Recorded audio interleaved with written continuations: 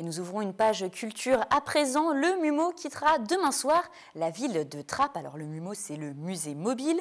Il fait le tour du monde depuis 5 ans à la rencontre des jeunes dans les villages et les quartiers de la France, mais aussi de l'Europe. L'objectif, intervenir à l'âge où les enfants apprennent à lire, écrire, compter pour qu'ils apprennent également à regarder, ressentir et imaginer.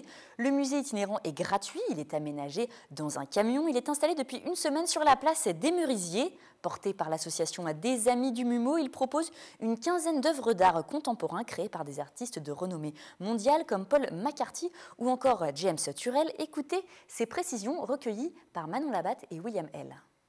On va montrer aux enfants que voilà, l'œuvre d'art, c'est pas seulement un tableau, une sculpture, ça peut prendre la forme d'une vidéo, d'une photographie, d'une installation lumineuse.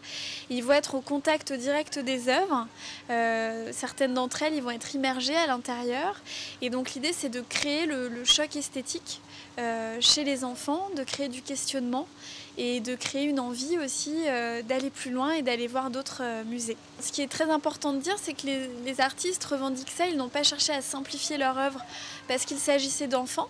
Il y a même l'artiste Pierre Huyghe qui a fait une vidéo pour le MUMO qui explique que justement pour lui, les enfants sont tout à fait à même, voire plus à même que les adultes de saisir la complexité d'une œuvre et qu'ils n'ont justement pas les a priori, les barrières qu'un adulte peut avoir avec l'art et notamment l'art contemporain.